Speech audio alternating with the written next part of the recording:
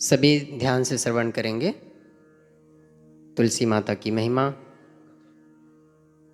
इनकी कथा हम श्रवण करेंगे। दैत्यराज काल नेमि की कन्या वृंदा का विवाह जालंधर से हुआ। जालंधर महाराक्षस था। अपनी सत्ता के मद में चूर उसने माता लक्ष्मी को पाने की कामना से युद्ध किया, परंतु समुद्र से ही उत्पन्न होने के कारण माता लक्ष्मी ने उसे अपने भाई के रूप में स्वीकार किया। वहाँ से पराजित होकर वह देवी पार्वती को पाने की लालसा से कैलाश पर्वत पर गया।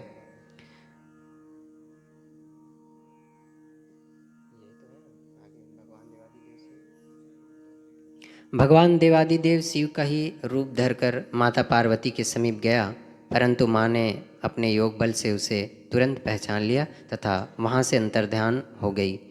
देवी पार्वती ने क्रुद्ध होकर सारा वृत्तांत भगवान विष्णु को सुनाया। जालंधर की पत्नी वृंदा अत्यंत पतिव्रता स्त्री थी।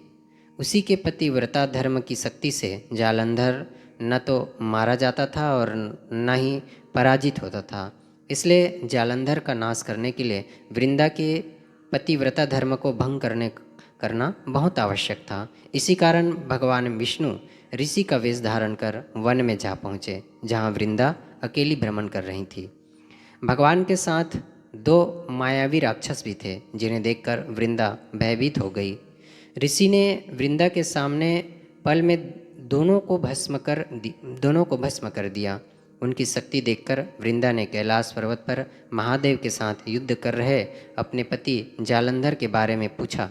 ऋषि ने अपने माया जाल से दो वानर प्रकट किए। एक वानर के हाथ में जालंधर का सिर था तथा दूसरे के हाथ में धड़।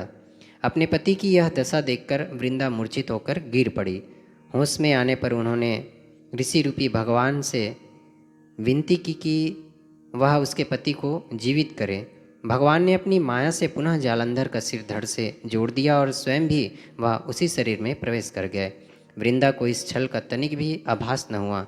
धर बने भगवान के साथ वृंदा पतिव्रता का व्यवहार करने लगी, जिससे उसका सतीत्व भंग हो गया।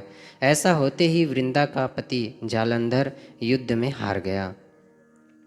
इस सारी लीला का जब वृंदा को पता चला तो उसने क्रुद्ध होकर भगवान विष्णु को हृदयहीन शिला होने का शाप दे दिया। अपने भक्त के शाप को भगवान ने स्वीकार किया और शालिग्राम पत्थर बन गए।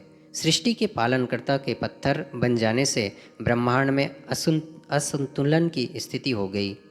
यह देखकर सभी देवी देवताओं ने वृंदा से प्रार्थना की वह भगवान विष्णु को शाप से मुक्त कर दें। वृंदा ने भगवान विष्णु को शाप मुक्त कर स्वयं आत्मदाह कर लिया। जहाँ वृंदा भस्म हुई वहाँ तुलसी का पौधा उग गया। भगवान विष्णु ने वृंदा से कहा, हे वृंदा, तुम अपने सतीत्व के कारण मुझे लक्ष्मी से भी अधिक प्रिय हो गई हो। अब तुम तुलसी के रूप में सदा मेरे साथ रहोगी। जो मनुष्य भी मेरे शालिग्राम रूप के साथ तुलसी का विवाह करेगा, उसे इस लोक और परलोक में विपुल यश प्राप्त होगा।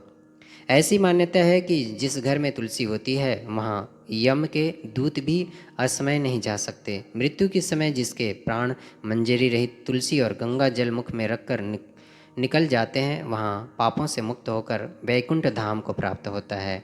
जो मनुष्य तुलसी व आंवलों की छायाओं में अपने पितरों का श्राद्ध करता है, उसके पितर मोक्ष को प्राप्त हो जाते हैं। इस प्रकार हमने तुलसी माता का प्रसंग कथा श्रवण किया। अब